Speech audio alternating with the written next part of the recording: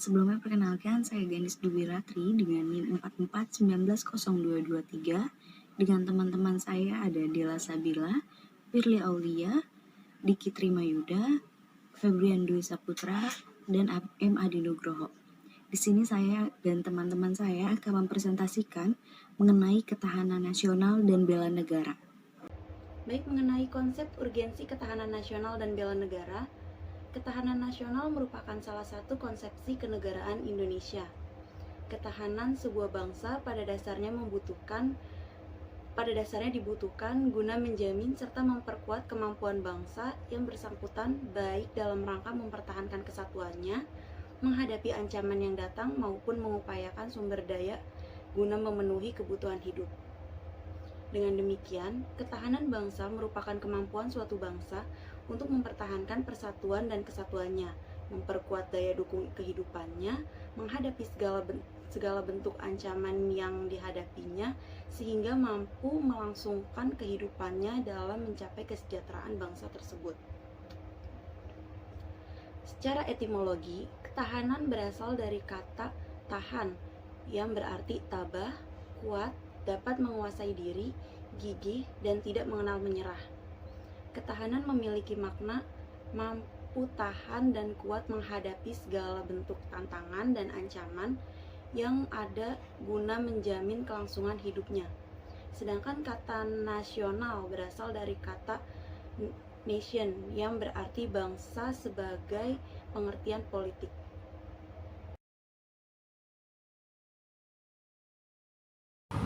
Baik, selanjutnya saya Firly Aulia akan menjelaskan mengenai ketahanan sosial sebagai suatu konsepsi. Pengertian pertama perlu diingat bahwa ketahanan sosial adalah suatu konsepsi khas bangsa Indonesia yang digunakan untuk dapat menanggulangi segala bentuk dan macam ancaman yang ada. Konsepsi ini dibuat dengan menggunakan ajaran Astagatra. Oleh karena itu, konsepsi ini dapat dinamakan ketahanan nasional Indonesia berlandaskan pada ajaran Astagatra. Selanjutnya adalah ketahanan sosial sebagai kondisi. Pengertian kedua sebagai ilustrasi, apabila kita mengatakan bahwa ketahanan nasional Indonesia pada masa kini lebih tinggi tingkatannya dibanding tahun lalu, kondisi Indonesia tersebut diukur dengan menggunakan konsepsi ketahanan nasional Indonesia, yakni ajaran Astagatra.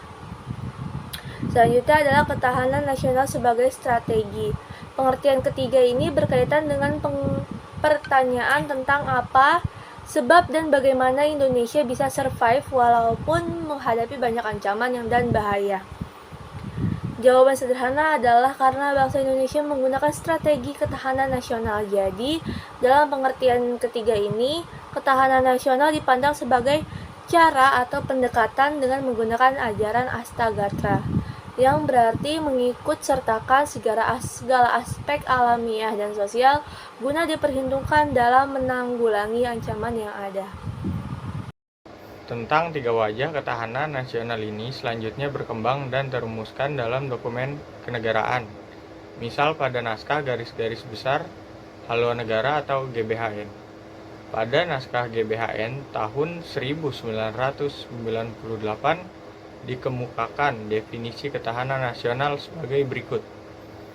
Untuk tetap memungkinkan berjalannya pembangunan nasional yang selalu harus menuju ke tujuan yang ingin dicapai dan agar dapat secara efektif dielakkan dari hambatan, tantangan, ancaman, dan gangguan yang timbul dari luar maupun dari dalam, maka pembangunan nasional diselenggarakan melalui pendekatan ketahanan nasional yang mencerminkan keterpaduan antara segala aspek kehidupan nasional bangsa secara utuh dan menyeluruh. Ketahanan nasional adalah kondisi dinamis yang merupakan integrasi dari kondisi tiap aspek kehidupan bangsa dan negara. Pada hakikatnya, ketahanan nasional adalah kemampuan dan ketangguhan suatu bangsa untuk dapat menjamin kelangsungan hidup menuju kejayaan bangsa dan negara. Ketahanan nasional meliputi ketahanan ideologi, ketahanan politik, ketahanan ekonomi, ketahanan sosial budaya, dan ketahanan pertahanan keamanan. Perihal adanya 3 wajah atau pengertian ketahanan nasional diperkuat kembali oleh Basri tahun 2002 bahwa ketahanan nasional itu memiliki wajah sebagai berikut. Yang pertama sebagai kondisi, yang kedua sebagai doktrin, yang ketiga sebagai metode. Dimensi dan ketahanan nasional berlapis. Ketahanan nasional Indonesia juga memiliki banyak dimensi dan konsep ketahanan berlapis. Oleh karena itu, aspek-aspek baik alamiah dan sosial atau astragatra memengaruhi kondisi ketahanan nasional, maka dimensi aspek atau bidang dari ketahanan Indonesia juga berkembang. Dalam skala nasional dan sebagai konsepsi kenegaraan ada istilah ketahanan nasional. Selanjutnya berdasar aspek-aspeknya ada ketahanan nasional, bidang politik, sosial, ekonomi, budaya, dan pertahanan keamanan. Nah, konsep ketahanan nasional berlapis, artinya ketahanan nasional sebagai kondisi yang kokoh, tangguh dari sebuah bangsa tertentu, tidak terwujud jika tidak dimulai dari ketahanan pada lapisan-lapisan di bawahnya. Bela negara dapat dibedakan secara fisik maupun non-fisik. Yang pertama yaitu secara fisik, yaitu dengan cara memanggul senjata.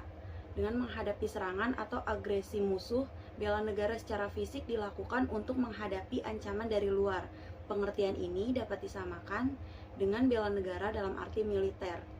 Sedangkan bela negara secara non-fisik dapat didefinisikan sebagai segala bentuk upaya untuk mempertahankan negara kesatuan Republik Indonesia dengan cara meningkatkan kesadaran berbangsa dan bernegara, menanamkan kecintaan terhadap tanah air, serta berperan aktif dalam memajukan bangsa dan negara, termasuk penanggulangan ancaman. Bela negara demikian dapat dipersamakan dengan bela negara secara non-militer. Selanjutnya adalah perlunya ketahanan nasional dan bela negara. Yugoslavia dikenal sebagai negara republik terbesar semenanjung Balkan. Merdeka pada tahun 1945 dengan merubah bentuk kerajaan menuju republik di bawah kepemimpinan Josip Broz Tito. Nama resminya adalah Republik Rakyat Federal Yugoslavia yang berideologi komunis. Namun, sejak tahun 1990-an mulai timbul perpecahan dan perang saudara sampai tahun ke-2001. Di antara rentang waktu tersebut, negara-negara bagian mulai memproklamirkan kemerdekaannya. Tanggal 4 Februari 2003, Republik Federal Yugoslavia dibentuk ulang menjadi Uni Negara Serbia dan Montenegro. Dengan ini berakhirlah perjalanan panjang negara Yugoslavia, jadilah sekarang ini negara Yugoslavia tinggal kenangan. Penyebabnya kehancuran Yugoslavia adalah karena tidak kuat lagi tingkat ketahanan nasional negara Yugoslavia, terutama dari segi ketahanan aspek ideologi. Dalam sejarah dunia ada banyak contoh negara yang hilang atau bubar karena mengarungi kehidupannya. Misalnya negara Cekoslovakia, negara Uni Soviet. Pengalaman sejarah bangsa Indonesia telah membuktikan pada kita, konsep ketahanan nasional kita terbukti mampu menangkal berbagai bentuk ancaman sehingga tidak berujung pada kehancuran bangsa atau berakhirnya NKRI. Setidaknya, ini terbukti pada saat bangsa Indonesia menghadapi ancaman komunisme tahun 1965 dan yang lebih aktual menghadapi krisis ekonomi dan politik tahun 1997 sampai 1998. Sampai saat ini kita masih kuat dan bertahan dalam wujud NKRI. Ketahanan nasional Indonesia akan selalu menghadapi aneka tantangan dan ancaman yang terus berubah. Ketahanan nasional sebagai kondisi salah satu wajah pertahanan nasional atau TANAS akan selalu menunjukkan dinamika sejalan dengan keadaan atau objektif yang ada di masyarakat kita. Sebagai kondisi, gambaran TANAS atau pertahanan nasional bisa berubah-ubah, kadang tinggi, kadang rendah. Dipaparkan oleh teman-teman saya tadi, bisa kita rangkum dari yang pertama ada pengertian ketahanan nasional dapat dibedakan menjadi 3, yakni ketahanan nasional sebagai konsepsi atau doktrin, ketahanan nasional sebagai kondisi, dan yang ketiga ada ketahanan nasional sebagai metode atau strategi.